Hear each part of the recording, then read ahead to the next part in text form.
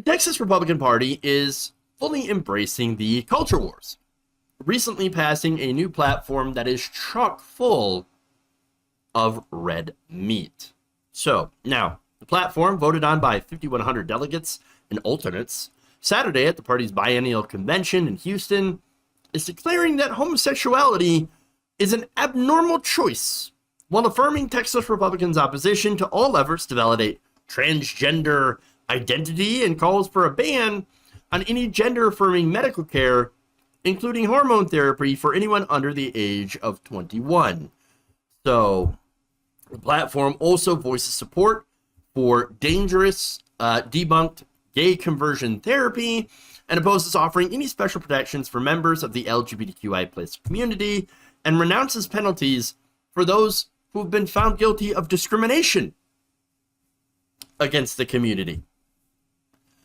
So, look, here we are. We're in 2022, and there is a massively regressive party platform coming out by the Texas Republican Party. Now, if you didn't see it coming, it's not because we weren't warning you. No, you weren't paying attention. They're coming for your rights. If you are a gay person in this country, they are coming for you. This is not hyperbole. They have been attacking transgender rights. They're coming for same-sex rights. This is a debate. This is a thing that is not over with. It has not been settled. And it should, by the way, it shouldn't be a debate whether or not somebody actually gets human rights. But no, Republicans have made it a debate. But it's not. It's not. So now, again, they're coming for these rights that should be given to all people, the right to live their lives, right? And look, the Supreme Court is likely waiting for a challenge to a Obergefell, the right to a same-sex marriage. Now, they're probably going to come after that after they destroy abortion rights. So what we have here is a right-wing assault against all social progress, and shocker, it's coming in Texas. It's starting there. It's starting there. Now, one speaker at this event said, well, it's important to call a spade a spade. Another said she supports calling homosexuality abnormal behavior because, well, it is. Hey, you know what else? You know what you are? If you agree with that, you're a bigot. Hey, a spade's a spade. It is what it is.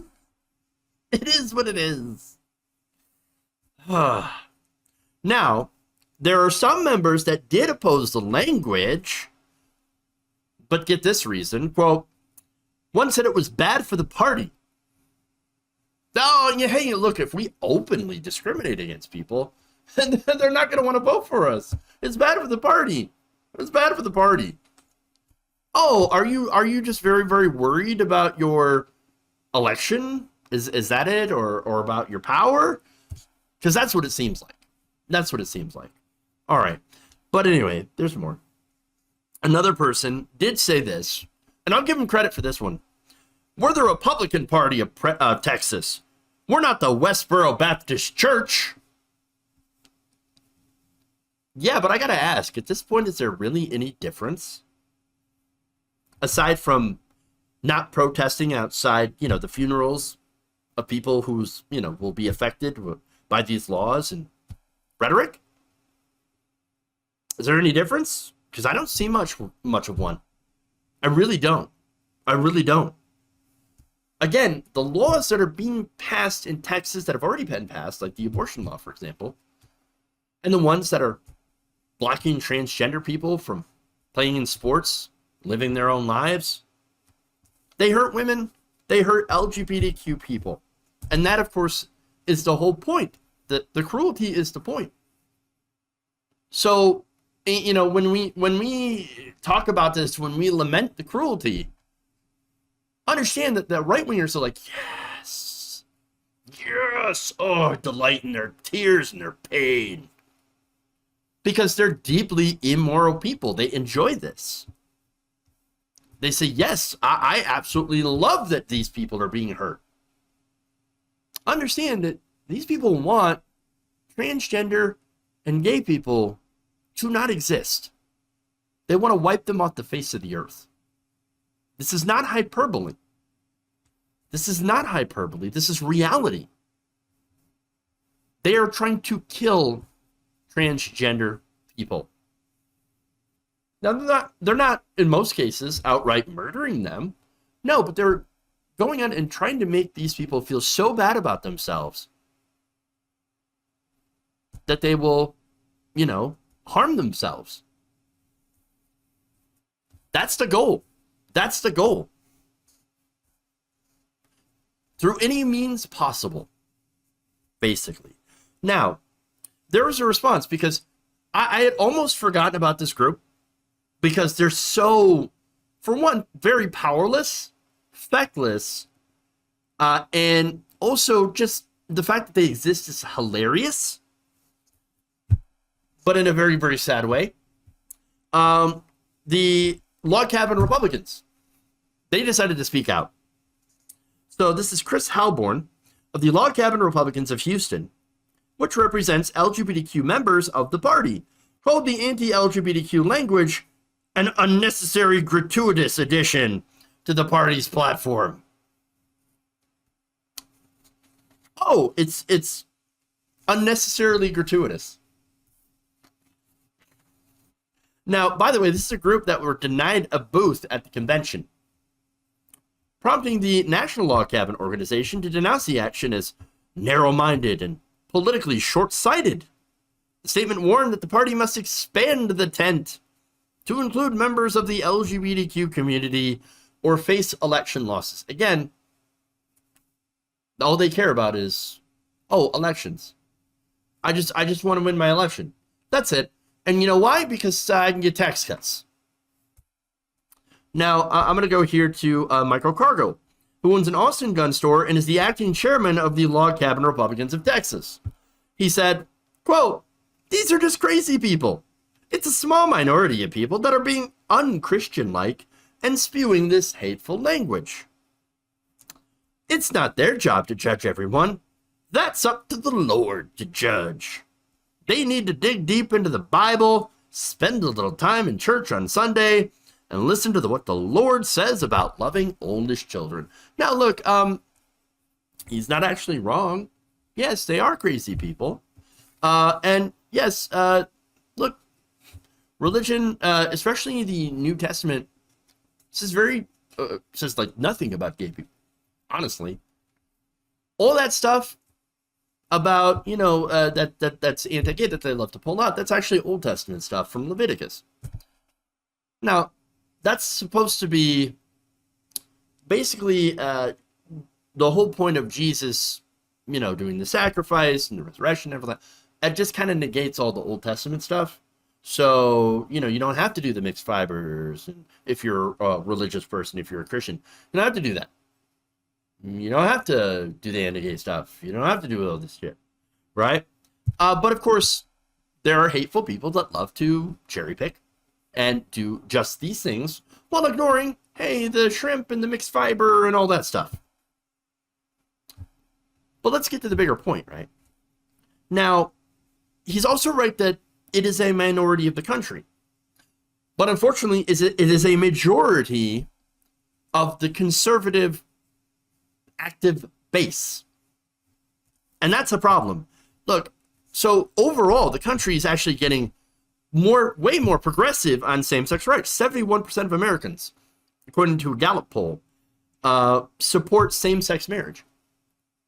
That is a huge, huge majority. However, among evangelicals, among the most religious, well, those are the ones that are really holding everything up. Now, people that report that they attend church weekly remain the primary demographic holdout against gay marriage. 40% are in favor, 58% are opposed. Those who happen to be more ardently evangelical tend to be more socially conservative. Now, the thing about those two things is that they also tend to have higher election turnouts. These are the groups that are most loyal to the Republican base. Again, the evangelicals, they turned out, I think, 90+% for Trump in the 2016 election. And that's huge. And they're not, they're a very, very significant voting bloc. Hugely significant. They go to the polls religiously, if you will. And they view voting, I think, not as a civic duty, but for them, a fight between good and evil. Now, that said, these are the same people that put in politicians like Ken Paxton and Greg Abbott, who are making all these anti-trans laws. Now, people who draw the district lines, well, they also make sure to include as many of these people as possible in order to make sure that Republicans, again, because we have this gerrymandering problem all across the country, both Republicans and Democrats do it, where they basically get to choose their own voters. And why wouldn't you, as a Republican, if you can actually choose your own voters, choose the voters that turn out the highest? And then in this case would be right-wing evangelicals, evangelical Christians, who happen to be massively against gay marriage, which is why you see the religious right have so much representation. So, and by the way, again, they're very, very aggressive on anti-LGBTQ campaigning, and they have really chosen trans people to target the most. But look, it's not just that. God, guns, and babies. It's a literal campaign slogan that is very normal when you see among the right wing. That said, I've got more reaction, and it's actually negative reaction from another conservative commentator. This time on CNN. This is Margaret Hoover. She's a CNN, again, a very conservative CNN contributor. Take a look.